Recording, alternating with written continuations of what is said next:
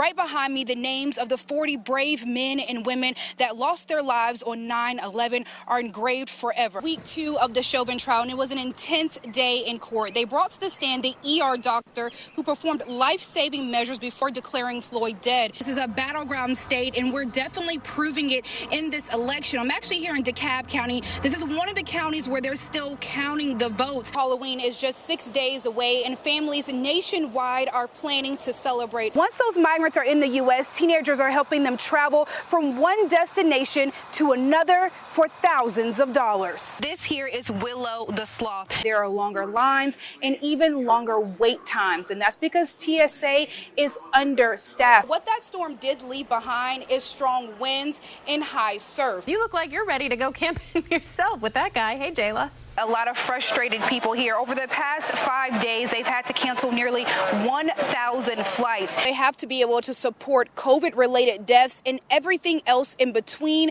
including homicides, suicides, and drug-related deaths. What struck out to you, if you were listening?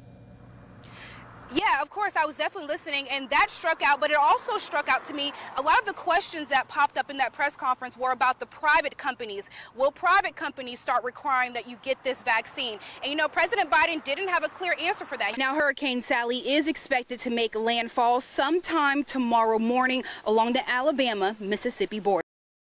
This is Jayla Whitfield is at the memorial site in Shanksville with those details. Jayla.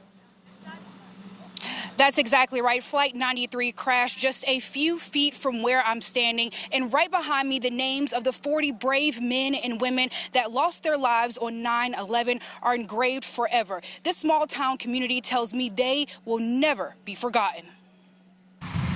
Tim Lambert and his family owned a piece of the land where Flight 93 crashed on 9/11. Right away when we got there in October 2001, you would smell jet fuel when the wind picked up. Lambert and his dad visited the crash site several times and always saw a reminder of Flight 93. Flight 93 was literally all around us. There was little pieces of metal, there was insulation, wiring, plastic, paper, pieces of mail. Lambert and his family eventually sold the land, and a memorial was created. To see that memorial now, honoring, what those 40 did is just, it's very gratifying. And, we're just a small footnote in the story. And the Shanksville community is making sure the lives of those on Flight 93 are always remembered. Out of anything that I remember most is how the country came together. And now artists like Eric Greenawald are coming together from across the country to remember those who died.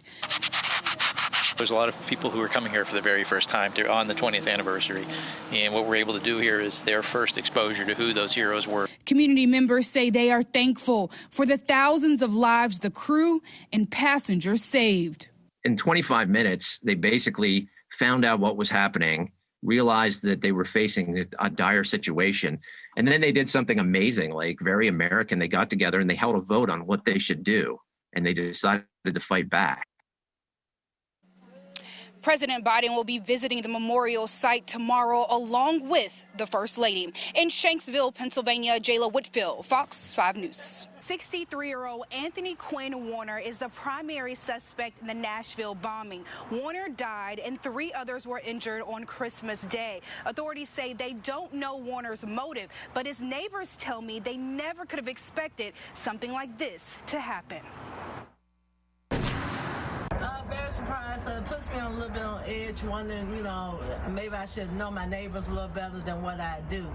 Residents like Jacqueline Peebles that live off Bakertown Road say they are shocked that they lived so close to the suspected Nashville bomber. I mean, he was a loner, but we see him on the weekends. Last time I saw him was last weekend. He was kind of cleaning the driveway. Salton lived directly behind Warner and says his RV was usually parked in the driveway.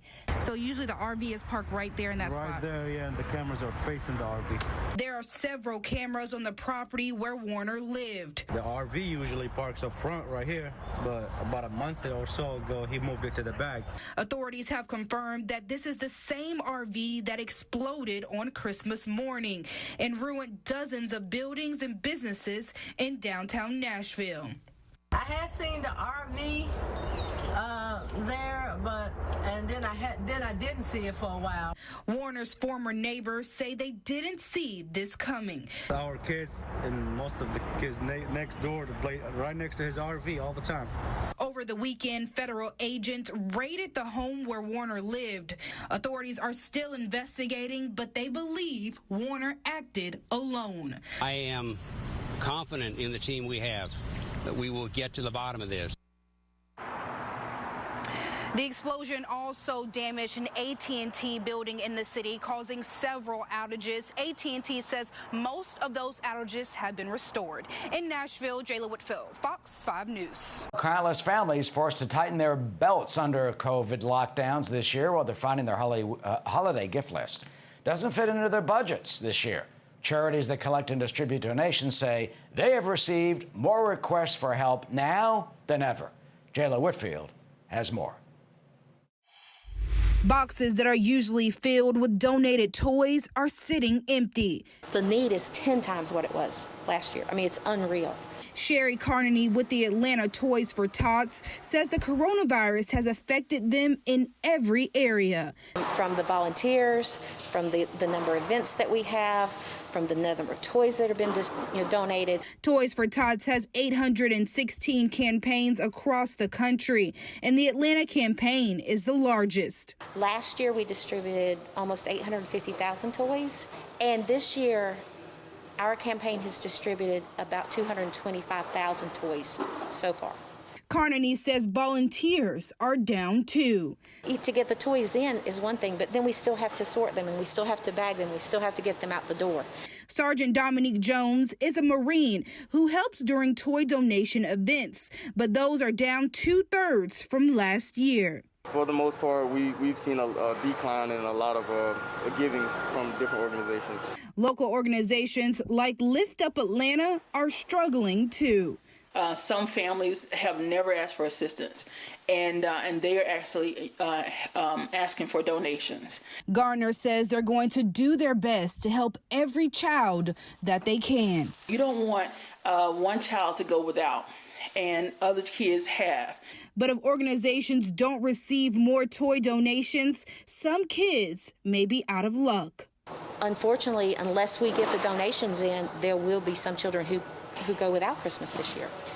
The pandemic has forced Toys for Tots to get creative. You can now buy a toy online and get it sent directly to the distribution site of your choice. In Atlanta, Jayla Whitfield, Fox News.